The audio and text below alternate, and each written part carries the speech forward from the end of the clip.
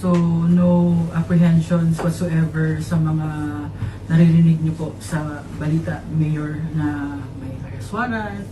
Di po kayo na babother nito? I'm old for that, actually.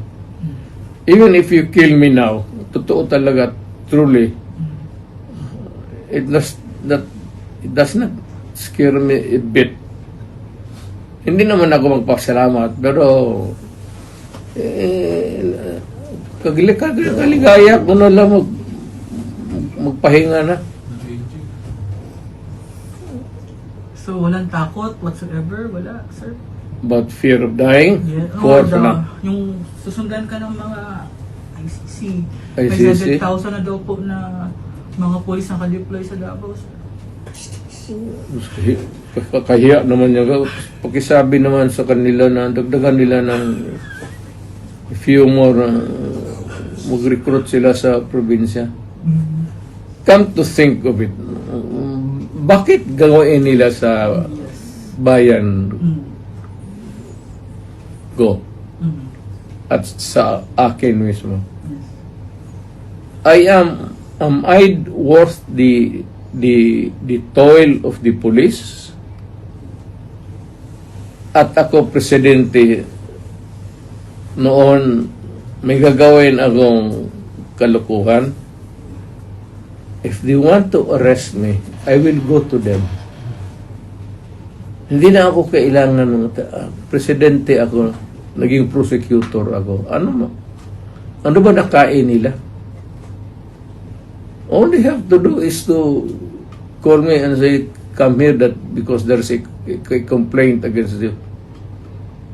Or there's a valid summons or whatever from Congress or from the courts.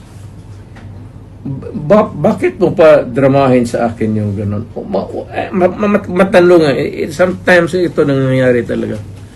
What will be the fucking reason for marshalling 5,700? Bakit pagurin mo yung Pilipino na isa lang man ang kailangan ko na baski isang patrolman dyan sa airport magabang? Hindi ako kayo maglaro ng patago-tago diyan. Naging presidente ako.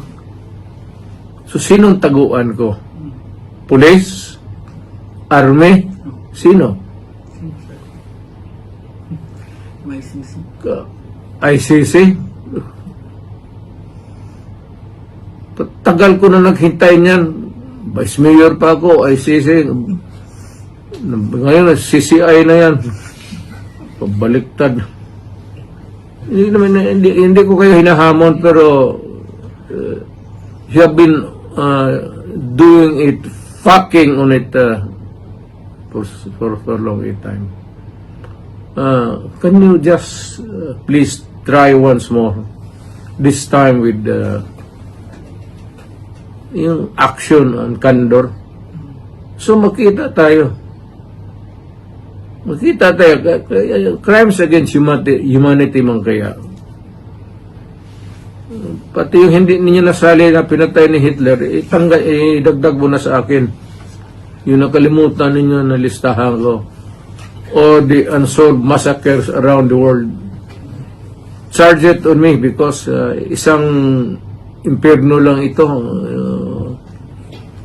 Walang ano man to.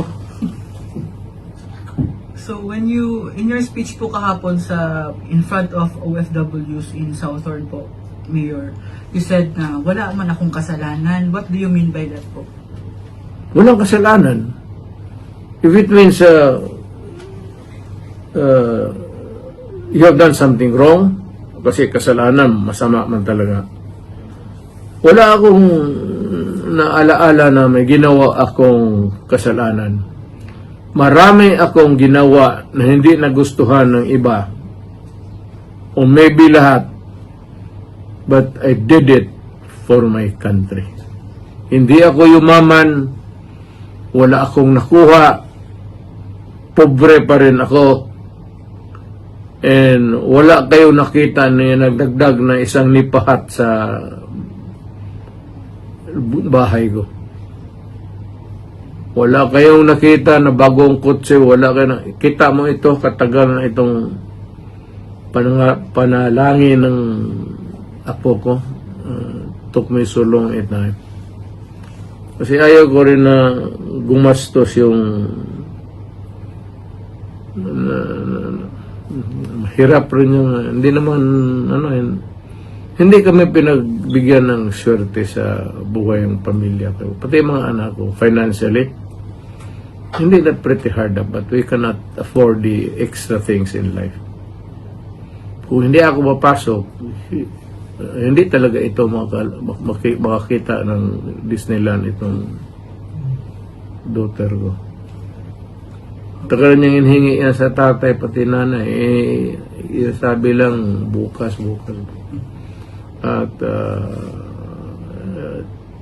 tanong-tanong ako, prangka-prangka, hindi naman sabihin daw na wala silang pera, meron, pero it's not the right time to be spending.